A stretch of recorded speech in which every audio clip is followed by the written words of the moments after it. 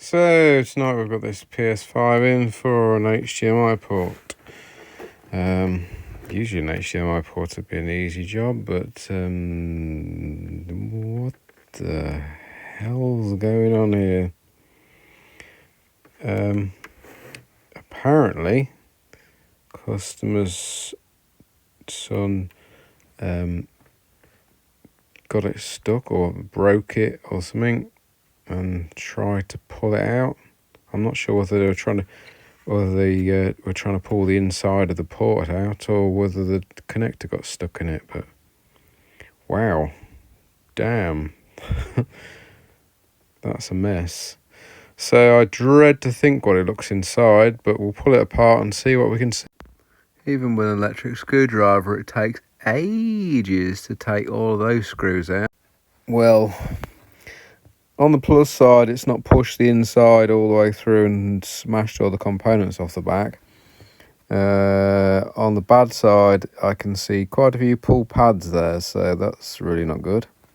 So what we have to do is to pull that off and then see what the damage is. Well, luckily, I got away with it. Basically, quite a few of these solder pads here had been lifted and they were attached to the bottom of the port. But luckily they haven't gone up far enough to rip the traces that are attached to them just here. So I put a load of low melt solder paste on them, and I managed to get them off before they actually ripped and took the them with them. You can actually wiggle them around a bit, so I don't want to be messing around with them too much, but so they'll be fine once they've got the new port on there.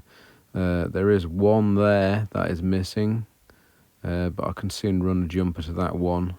It's better than having to, I think there's about 5 or 6 that I'd lifted up, but say once I've put some solder on them, heated them up, and they've gone back down again, and then that capacitor just needs replacing, but so I've got some of those kicking around anyway. So yeah, not as bad as I thought. Bit of board damage there, bit there, but there's nothing, no traces or anything there, so it doesn't really matter that much. So yeah, not as bad as I thought it would be. I thought this was going to be a right nightmare to do with hundreds of jumpers on these, but looks like it's only going to be that one, so all good. So yeah, this is the old port. Damn, look at the state of it. Wow. That is a proper state.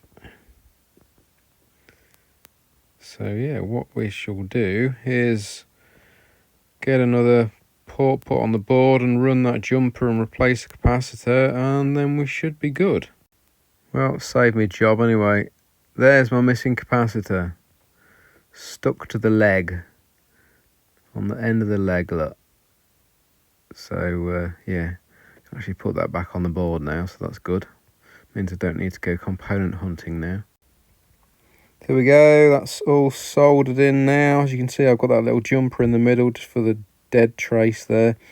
Also notice that this diode here, there's a crack joint on the end of that as well, so I've soldered that. So I'm going to put it back in the case and see whether it works now.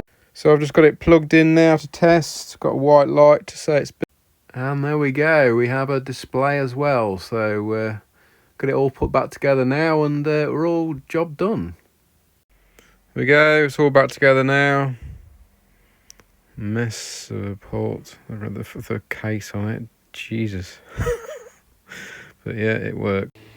There we go, we are back together and booted up and all working. There you go, that's another successful repair. This one was a bit of a mess, but we got there in the end.